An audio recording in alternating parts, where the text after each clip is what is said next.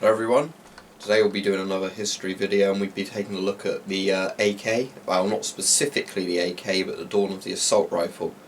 So I've mentioned this in other videos and you can read it in lots and lots of places, but the reason bolt action rifles and other heavy rifles fell out of favour was supposedly most combat in World War II took place at about 300 metres or 300 yards and under. So a full power rifle which was slower to reload and shoot but more powerful wasn't needed. You wanted something that was more controllable at the engagement ranges. So everyone went to the drawing boards and came back with lots of different designs. Now I think the most famous one in the world is probably the AK47 or just the AK. This is actually an RPK, which is an AK with a longer, heavier barrel design, more for suppressive fire as a light machine gun. But it's still fundamentally an AK. Everything up to here is basically an AK, just with a longer barrel on it. So, the Russians, this is the most famous one, obviously came up with the AK. Kalashnikov designed it, and the idea was that he wanted this originally to be a gun to replace the PPSH submachine gun, or the PPS-43. So what it was designed to do was to do the job of a submachine gun, obviously a much shorter model than this one, but that you could have a 30 round mag on it. Although it would recoil harder than the original Soviet rounds for submachine guns, it would be quite powerful. So you'd have more power in urban warfare, a bit more range if you needed it, and more accuracy. At the time, the Soviets had introduced a gun called the SKS. Now, the SKS was a lovely rifle.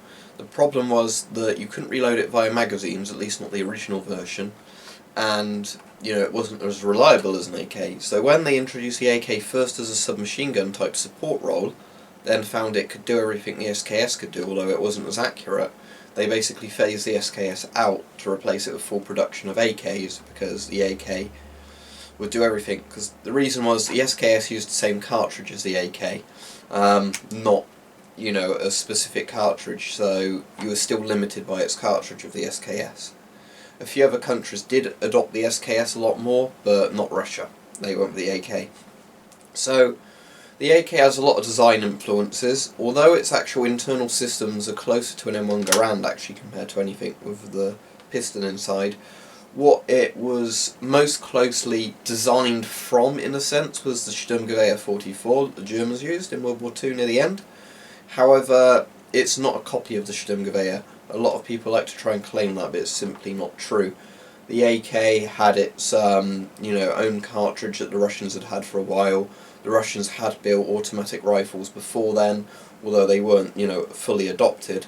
The AK took a lot of influence from a lot of guns, one of them being the Sturmgewehr, but in no way was it a copy. The AK is a lot more reliable than the Sturmgewehr, but the Sturmgewehr in turn was more accurate and a more high quality built gun. So that's the Russians, they have the AK. Now, at this time period, America is going into the Korean War, and we have the M2 carbine. Now, the M1 carbine I've spoken about before because it was kind of one of the first assault rifles, although it's not technically an assault rifle because of the cartridge it used. But the M2 carbine was select fire. So a fully automatic M2 carbine with 30 round mag, again, not as powerful as a rifle cartridge, more powerful than a submachine gun. It ticks all the boxes. However, the problem was the M2 carbine wasn't reliable enough in Korea due to very hot and cold temperatures. It kind of had problems with that. And the other issue was because the M2 carbine's round is a lot less powerful than sort of the cut short rifle cartridges guns like this used. Often when it was overissued, troops couldn't use it at ranges where they'd use the M1 Garand. So that led to America wanting the M14 for a while, and then only later on going with the M16, deciding they actually wanted a lightweight assault rifle rather than the battle rifle. So that's pretty much it. Later on what happened is most nations thought, actually, we don't like these big clunky battle rifles, they're very heavy, although they're very accurate and good. We want something a bit more similar to what the Russians are using, or, they just wanted a lighter weight assault rifle. So the Americans went with the M16 5.56 by 45mm. All of NATO eventually changed to that. Britain had the L85A1, which is a disaster. Later the L85A2, which is much better, known as the SA-80 rifles. France went with the FAMS, which is another bullpup design, which I hear is alright, but not brilliant. You know, I think they've wanted something better, but they've never really came up with it. Heckler & Koch made the G36 in Germany, and there's lots and lots of different 5.56 rifles on the market, the M16 or AR-15 type being the most populous. However, the AK still holds true. Now what happened was, in the 70s, the Russians designed the AK-74, and that was basically their version of 5.56, but just an AK using it. So it was an upgraded AK, basically AKM, to use their cartridge. So again, it proves how good the AK was. They could basically make a new cartridge, remake the AK to fit the cartridge and use it, and then you have the AK-74, which is a very reliable and accurate enough rifle to use a which was 5.45 by 39mm rather than 5.56 by 45mm, but roughly equal power and range. The Russian round was designed so it had basically a little air pocket in the tip of the cartridge, so when it hit flesh it would tumble horribly, cause horrible wounds, which is a very clever design choice from the cartridge. So that's about it basically.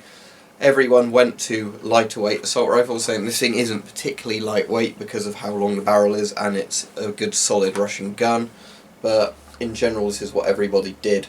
Now 5.56 now is kind of falling out of favour. It's been improved a lot of times, but the issue with 5.56 is, as in World War II, them saying most engagement range is at 300 metres, let's change the cartridge for this. What then ended up happening is we've got more engagements taking place at longer ranges and our gun can't cut it. So you've had to have the reintroduction of battle rifles as designated marksman rifles. You've had to have more heavy machine guns put in place for longer range combat.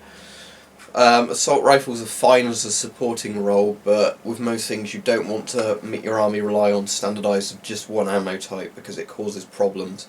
You can't really have a jack of all trades rifle, which is what assault rifles are trying to be.